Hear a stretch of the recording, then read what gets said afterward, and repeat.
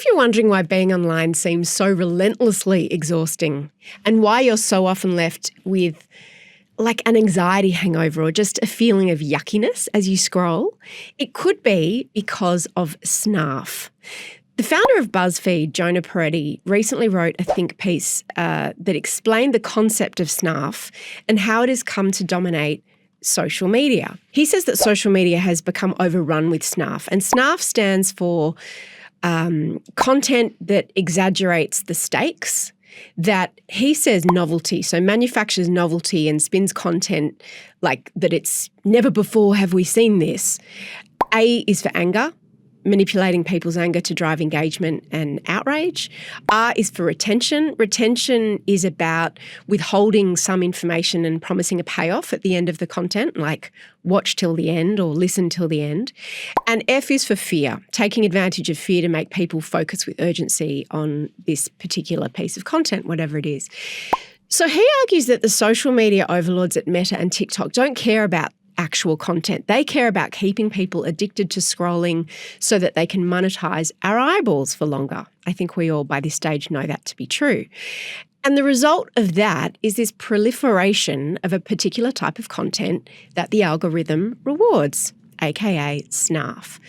So it means that the type of content that gets created and recommended isn't the best content, but the content that elicits the most compulsive and predictable response from the human brain. Is this ringing a little bit true for you, Jessie? Oh, my goodness. It explains literally everything. From publishers to politicians to individual commentators. Influencers, TV shows. Yeah. It definitely, I think I saw it over the weekend. Sometimes there are attempts at snarf. There's a story that people are like, this is rich with potential snarf. Let's try and find it. What's the snarf angle? Where's the snarf in this?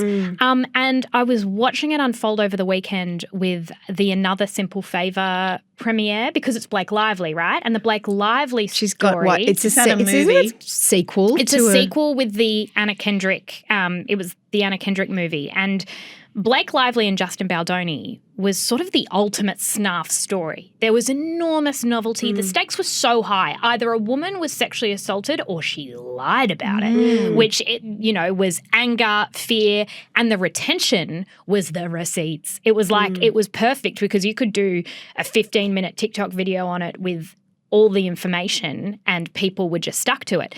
And so I saw attempts to kind of find the snarf in this story over the weekend, and there was a headline that I read this morning that was like, Anna Kendrick's 3-word reply to a question about working with Blake Lively. And here's what she actually said. Anna, what does it mean to be working with Blake again? Oh, we're talking about you all. Is that it? To be clear, all she said was, and then it feels like she got interrupted. Yeah. Like that was the entire story. So if you feel as though you go onto the internet and everything feels existential, everything feels like life or death, that the biggest commentators in Australia right now look as though, I'm going to be completely honest about how I feel about it, look as though they are unwell because they are stuck in this cycle of everything's fury an emergency. And almost like mania of just, you see them get on and they're breathless with, and I don't actually think that's put on. I think that you become so invested in the algorithm and the reward. We're like mice with little, every time we press a button, we get a reward and we're addicted to this drug. And you see people radicalize themselves in their ideas because they get like almost taken away by the scale of the thing they're talking about.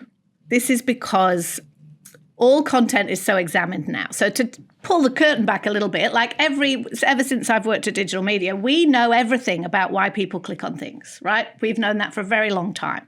And so in the old days, we used to call it clickbait, very similar to snarf, really, like make it seem really dramatic, hold back something of novelty, make sure there's a reason to retain them by clicking, all of those things, right?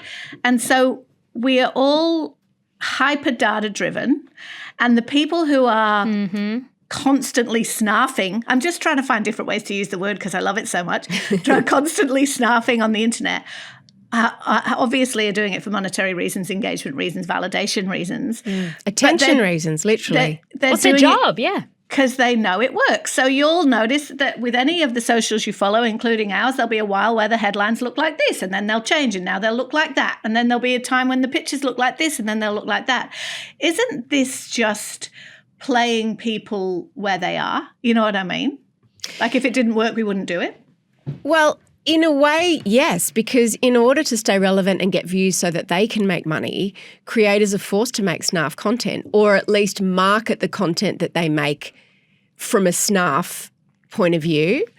And what Jonah Peretti argues in this piece is that snarf content is reshaping politics and culture and society, and it's often producing hateful and misleading or really destructive content. Because the one word that isn't in there that I think N should be more than for novelty, it should be for negativity.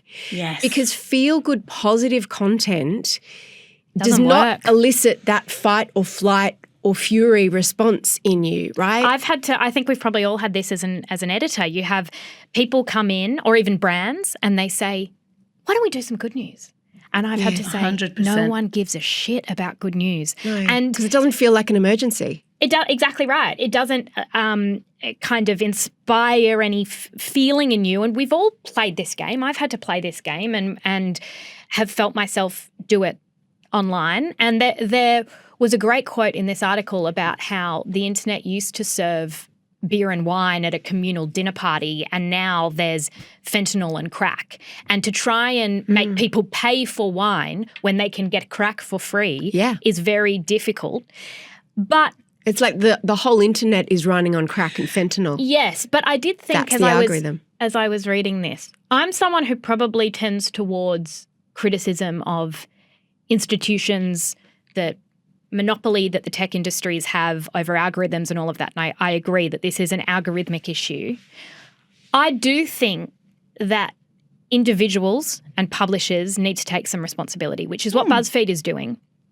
But I think it's a cop-out to go, well, I'm just playing the algorithm. As someone who exists as a person on the internet and as a person in the media, I have felt myself get sucked into the vortex of snarf, and I have felt myself have to literally sit down and go, what are your values?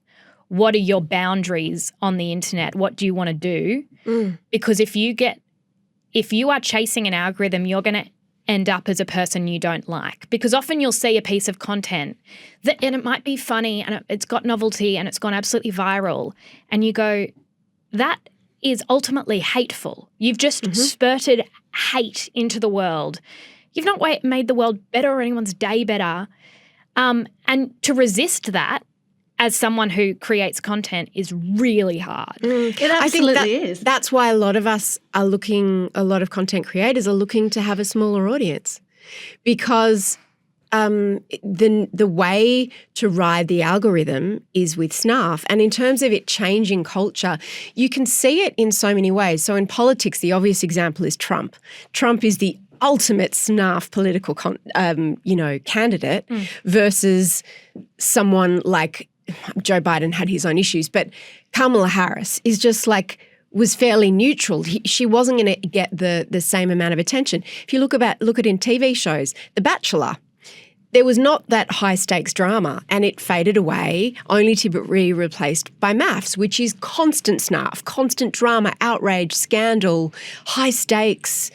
So that's how you can see that it's shaping the culture. I think people are wise to snarf and have been for a while, even if they didn't know what it was called. Because if you look at news refusal, we've talked about that a lot, people turning away from news. If you look at, and I promise that it's only 2 more days I'm allowed to reference Meghan and everything. But if a TV show is a legitimate hit, it is for this reason in lots of ways. In 2 different ways. Partly it's snarf bait, because the people who hate her will watch it and go, bah. But the actual show itself, as you've already said today, Mia, is so inoffensive and pleasant. And I know that I'm often looking for, particularly in audio, like books or podcasts or things, when I've been swimming in the news cycle for days, that do the opposite. And that will soothe me, enrich me, make me think about things in a different way, but also just soothe me and not freak me out.